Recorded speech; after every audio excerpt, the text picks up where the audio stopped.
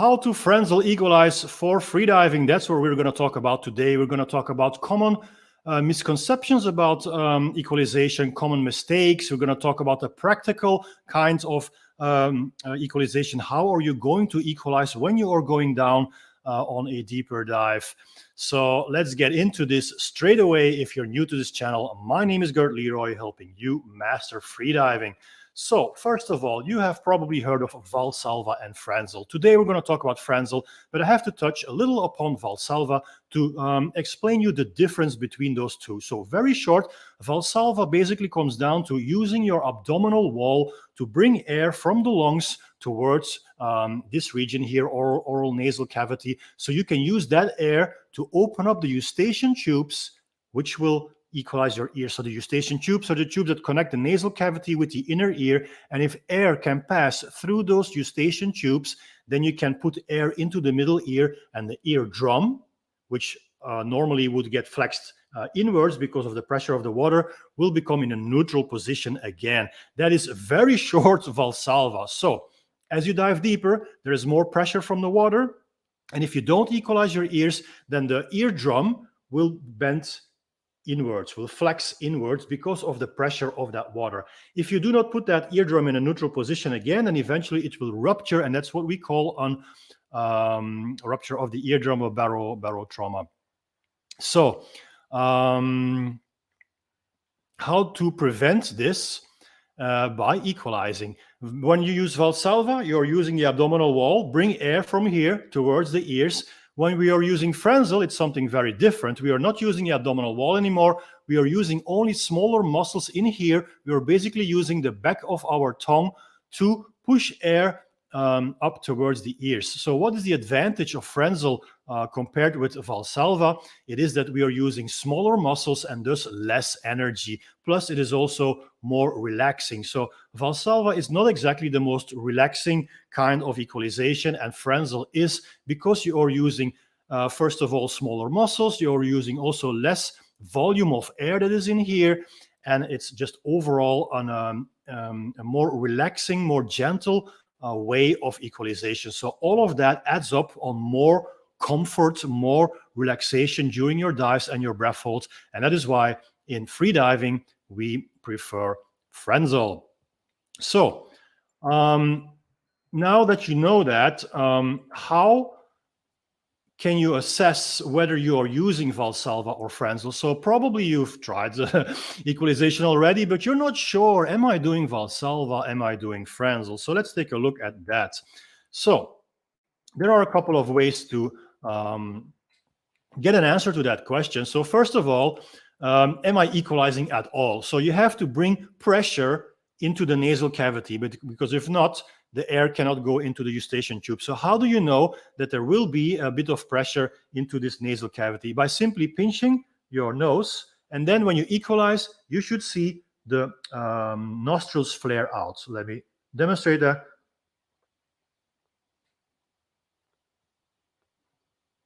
So as I'm equalizing, I'm doing Frenzel now, the nostrils will flare out. It is because of the pressure that is built up in the nasal cavity. It cannot escape, so it's trying to go through your nose, but it can't because you're pinching the nose. So the nostrils, they flare out a bit.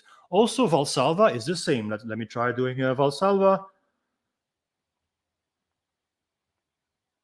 So now I did valsalva. You probably didn't see any difference. You should see my abdominal wall, if I would have shown you. I will show you, by the way.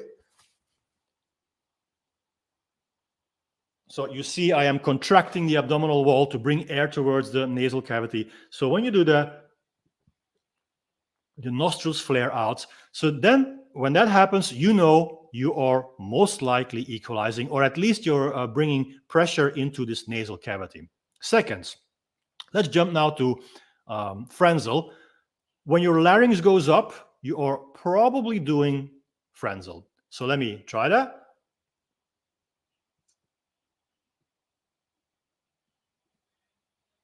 You see my larynx, my Adam's apple going up. It is a sign that you are most likely doing Frenzel. Now let me try valsalva.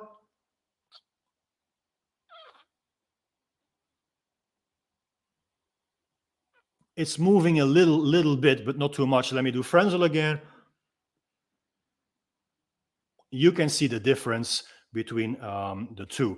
So if your larynx goes up, most likely you're doing Frenzel. Then the diaphragm, I just showed you. When you put your hand on your diaphragm here and you are doing Frenzel, if you don't feel any movement at all, you're most likely doing Frenzel.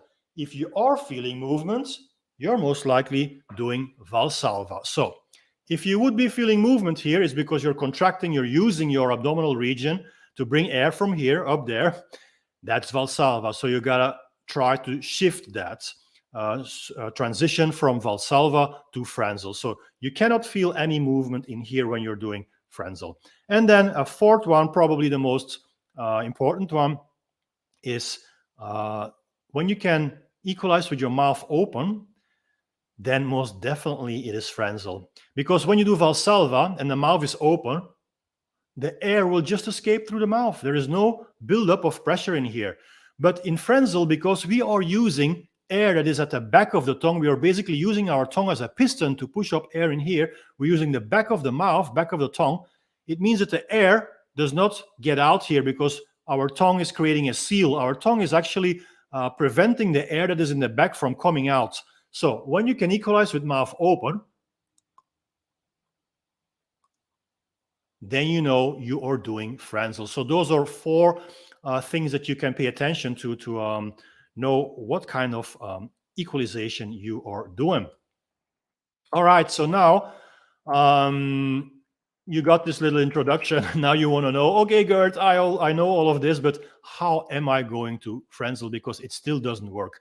So let's talk about the how-to. There are different ways to equalize, and it doesn't matter which one you use. If it works, it works. That's the only thing you should pay attention to.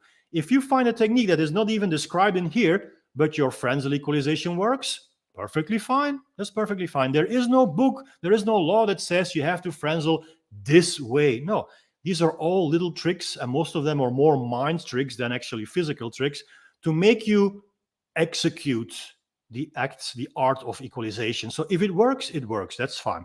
First of all, the way how I got my breakthrough many years ago, I couldn't equalize for like months on Frenzel, and suddenly, bang, it happens. So how did I make it work? I was imagining, I was visualizing the idea of squeezing my throat. What does that mean, squeezing my throat? It's probably not the best vocabulary, but it worked for me. So that's why I'm giving you this as an example. I was imagining squeezing all the throat, all the muscles that were in here, something like,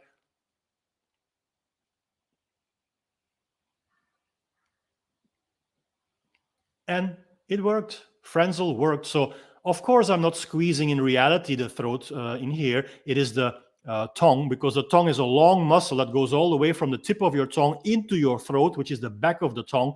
And of course I was just lifting up the tongue to make me equalize. But if I would have given myself the commands, lift up the back of your tongue, that would have never happened. I mean, try it yourself.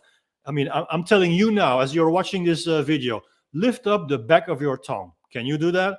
Most likely not. And if you can, let me know in the comments. So people need some other kind of commandos, some other kind of mental tricks to make this happen. So for me, this was squeezing the throat. Think about that. Try it. If it works, then it works. Then, this is the more conventional or the more book-described way, so how it is described in books of equalization. It is by pronouncing certain characters of the alphabet, T, K, and H, or G. The most common is the T. When you pronounce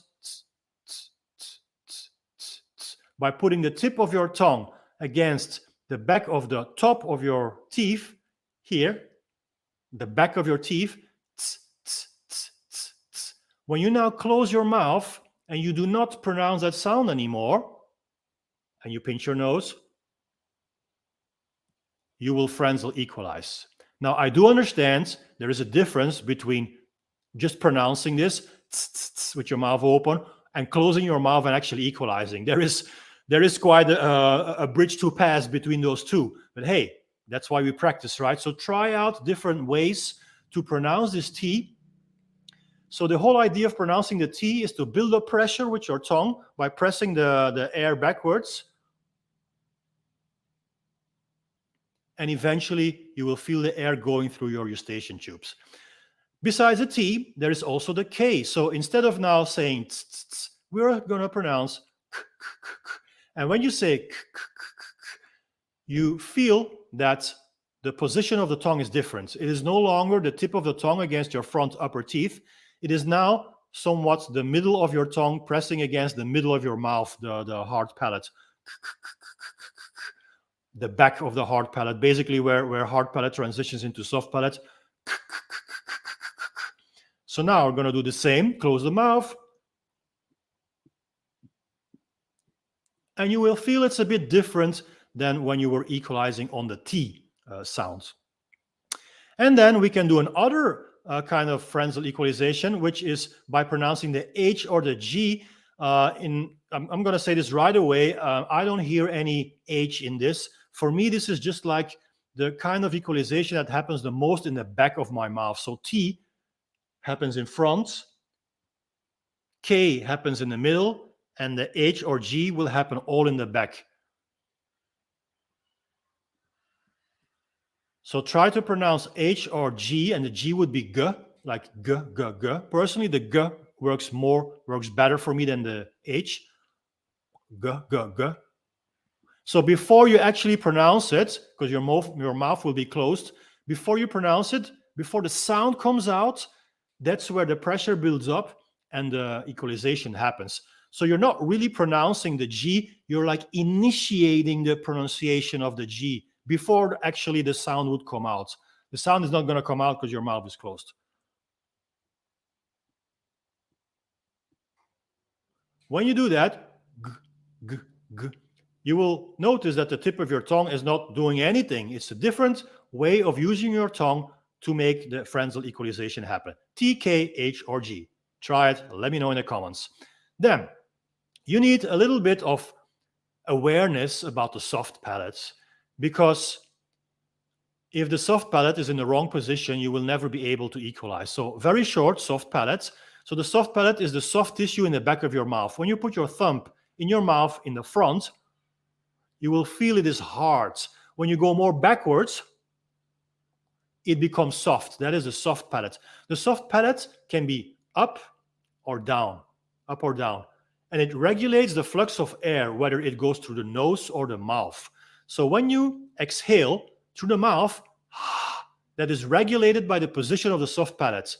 When you exhale through the nose, that is also regulated by the position of the soft palate, up, down, up, down. So when the soft palate in here is up, it opens up the doorway towards the nasal cavity, which is the nose. So when the soft palate is up, the air can go towards the nose. When the soft palate is down, the door is closed. The air cannot go through towards your nasal cavity, towards your nose. It can't. So you will breathe out through your mouth, because the air can only go out through your mouth. So how can we regulate the position of the soft palate? By creating awareness. And by creating, how do we create awareness? It is by doing certain exercises. So I'm going to give you two, which you can try right away as you're watching this video. We're going to do alternate breathing, which means in through the nose, out through the mouth, in through the mouth, out through the nose. So basically, we're going to do this. And every time you switch from mouth to nose or vice versa, the soft palate will switch, open, close, open, close. So pay attention to that and try to understand, try to get to know that feeling of the soft palate changing. So let's start inhaling through the nose, out through the mouth.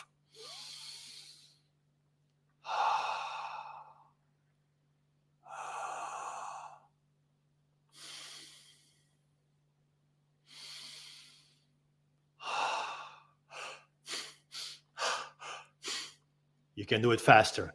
Every time soft palate switches. Second exercise I will give you, we're going to take a deep inhalation, and then we're going to exhale, long exhalation, and during that exhalation we're going to shift between nose and mouth. Every time soft palate will move. So take a deep breath.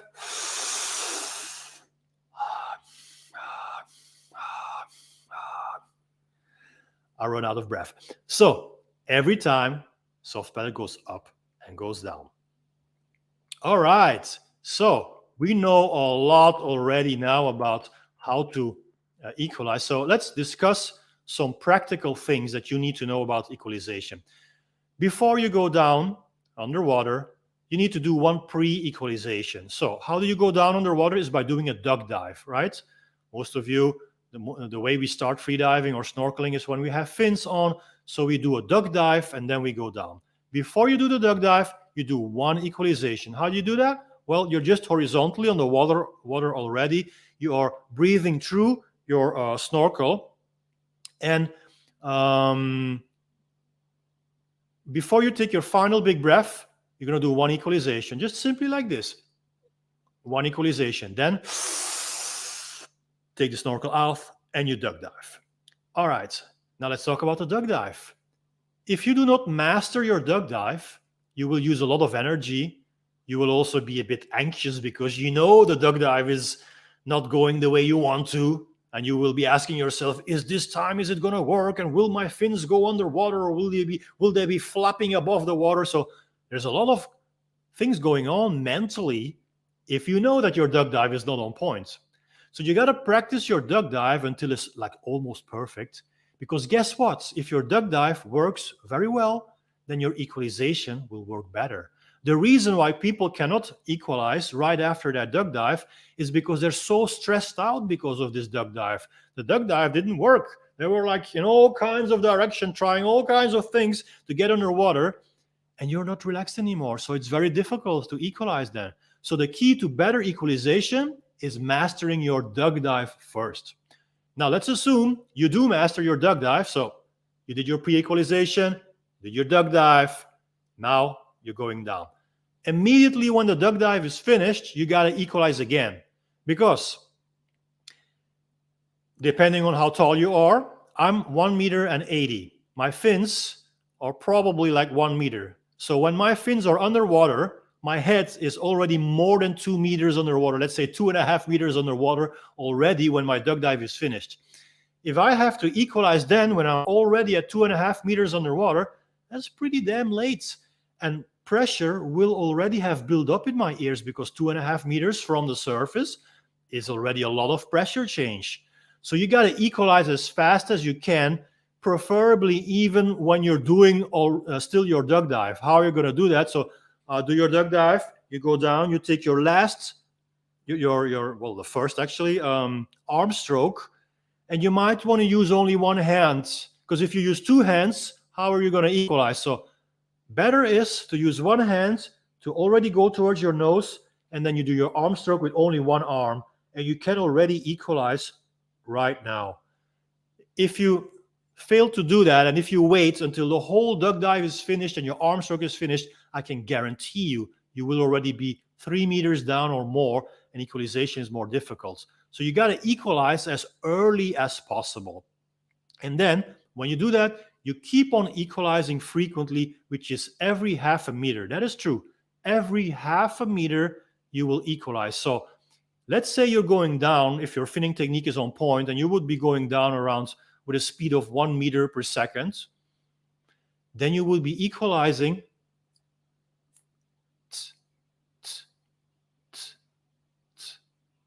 That's how fast it goes. Now, when I say fast, I do not say hard. I do not say you gotta blow hard into your nose. You gotta equalize in a hard way. No, we gotta equalize in a soft way, gentle way, but it has to happen frequently. So soft, gentle equalizations every 0.5 meter. And of course, we never equalize on the way up. Now, of course, you will be running into some problems. And the biggest problem for beginner freedivers is the body position. When you're doing a duck dive, I can guarantee you as a beginner, you will be looking where you're going. And when you look where you go, your neck is in a cranked position. You're not relaxed. This is relaxed. This is not relaxed. It's all tensed up here. You cannot equalize. You cannot equalize like this. You just can't. So you gotta learn how to duck dive with your head in the same alignment as your spine. Not like this, but like this, same alignment. So yes, then you will not be looking where you're going, but that's perfectly fine because a duck dive is only a couple of meters. And hey, there isn't any stone or any corals 3 meters under you, right? Unless that would be the case. But when you're free diving to 10 meters, well, you know there's nothing underneath you for at least the first 10 meters. So you don't need to look. You don't need to look. Also, when your duck dive is finished, you don't need to look where you're going. If you're diving on a line, which I recommend doing if you want to learn free diving, then all you need to do is look at the line. Do not look down. There's nothing to see there. Look in front of you. So I know that is a bit counterintuitive because your mother always told you when you cross the street, you have to look where you're going, but not in freediving. In freediving, we don't look where we're going. We look straight in front of us while we're going that direction. That's so much easier to equalize. Another mistake is when you are forcing equalization. I just briefly touched upon it. Do not forcefully equalize. Do not blow into your nose. Well, first of all, blowing into your nose belongs to the valsalva technique, and we're not doing valsalva, we are doing Frenzel. So use your tongue in a relaxed way. Try to understand how this works and do it in a gentle way. Everything that happens in a forceful way is not okay. You're going to eventually hurt yourself. You can hurt your lungs. You can hurt the delicate tissues in your ears. Don't do that. If you feel like you have to use more force to equalize, then stop, go back up, and assess the situation. Think about what you did wrong, do it better the next time. There is no way that using more force will make you a better equalizer. And I will now, in a couple of minutes, talk about the squeaking sound that some people make, like a... This is exactly when you're using too much force. So give me 2 minutes, and I will talk extensively about where this sound comes from and how you can fix it. Another problem is when you are not equalizing the mask. So the deeper you dive, the more pressure. So inside of the mask, there is air. So if you dive deeper, more pressure, then eventually this air will become compressed inside of your mask. And slowly but gently, no, maybe not gently, slowly but steadily, your eyeballs will be sucked out. That's what we call a mask squeeze. Don't let it come to that point. So you need to equalize the mask by blowing a little bit, minimal amount of air through your nose into your mask, so the mask does not get sucked up on your eyeballs, so it doesn't feel like you're getting strangled by your mask. It's impossible to keep on equalizing when the mask is too tight on your face. So you also want to have the strap of your mask not too tight. You don't want to feel like you're imprisoned by your mask. No, the mask needs to fit on your face, sit on your face in a nice and gentle way. Then you will be more relaxed and equalization will be easier. And number 4, of course, I mean, this is a no-brainer. We talk about this all the time in freediving. If you're not relaxed, you cannot equalize. You can't. So how do you become relaxed? It is by mastering your technique. The technique of your duck dive, the technique of your finning, right body position. If your technique is on point, then you have nothing to be afraid of. You have nothing to worry about, and you will become relaxed. And guess what? If you become relaxed, equalization will work. So instead of focusing on your equalization, like, oh, I'm so frustrated and I can't equalize, you should focus on your technique. Make your technique better so you feel in the zone, so you feel that what you're doing feels good. You know that you're doing everything right because it feels right. And when you get that feeling, equalization will come more easily. All right? So now we're going to talk about the squeal or the squeak sounds. And I put a picture of a whale because you might think that there is a whale around you when you hear this sound.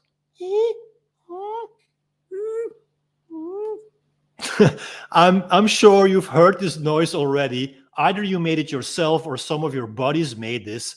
This is not any kind of animal. This is you. This is you.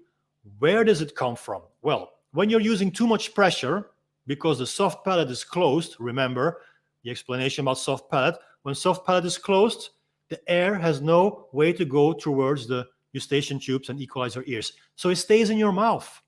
The air stays in your mouth, but you're using more pressure. You're like using your jaws and your throat muscles and trying to press the air to somewhere where it cannot go. So where can the air go when you're using too much pressure and the soft palate is closed? The only way is to go back through the glottis. So the glottis is the vocal cords. The vocal cords are closed. When we Frenzel equalize, the vocal cords will automatically close so the air cannot escape back through the throat. But if there's so much pressure, then the vocal cords will not be able to hold tight and they will open a little bit. So the air, because of all that pressure, will go through the vocal cords, and that's where the sound comes from. The air passing through the vocal cords. That is the squeal or squeak sound. So how do you fix that problem? Well, by opening up your soft palate. So if you don't know how to do that, go back to the exercises we described. Create awareness about your soft palate. The soft palate needs to be open, and you need to use less pressure. That's how you get rid of the squeal sounds or the squeak sounds. There we got another viewer tuning in. Shell, any tips for Frenzel around the 25-meter range? So this is not beginners anymore because this is intermediate or advanced. So starting from 25 meters or 30 or 35, you will have less air available in your lungs. Because the deeper you dive, the more pressure. So at 10 meters, you have double the amount of pressure, 2 bar. So your lungs are compressed with 50% already. So the deeper you go, the smaller your lungs will become and the less air is available. Now, when I explained the differences between valsalva and Frenzel, I said, well, in valsalva, we bring air from the lungs towards the mouth nasal cavity to equalize.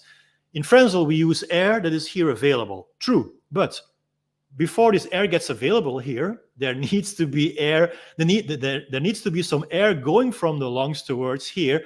We call this the air shift, which usually happens naturally. I mean, you don't have to consciously think about this air shift.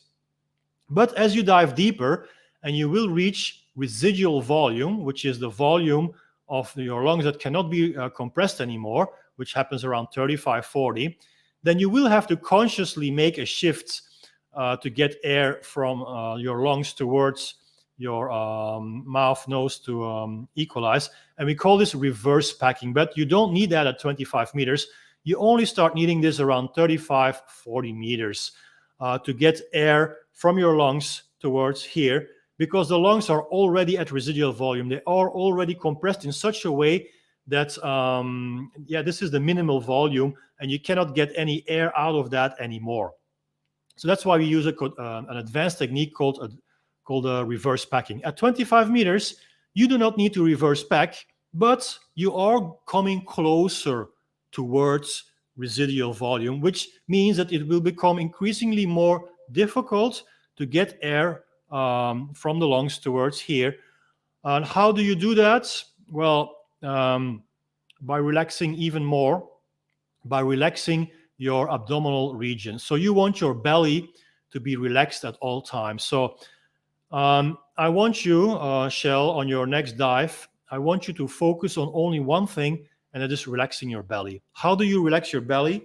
It is by sticking out your belly. So this, I'm sorry I cannot show you a six-pack, but I'm training for it. This is not a relaxed belly. Did you see that? If you're diving like this is not a relaxed belly. This, on the other hand, is a relaxed belly. I'm going to turn around 90 degrees, show you my beautiful belly. This is a relaxed belly. If you're diving like this, that's not relaxed. This is relaxed. Basically, you're going to stick out your belly. And if your belly is relaxed, if there is no tension in there, then the air shift will happen automatically, at least if you've not reached 35, 40 meters yet. So I'm only going to give you one tip, because more tips will be too much to think about. I could tell you that you need to master the position of the tongue, to use minimal amount of air to equalize, which is true. But that will come automatically. You will feel that you have less air available, and thus there is only one possibility, one way to deal with this, and that is to learn how to equalize with minimal amount of air in here. Now, the first thing you should pay attention to is relax your belly. That's my number one tip. So try it out and let us know in the comments. Peace in every breath.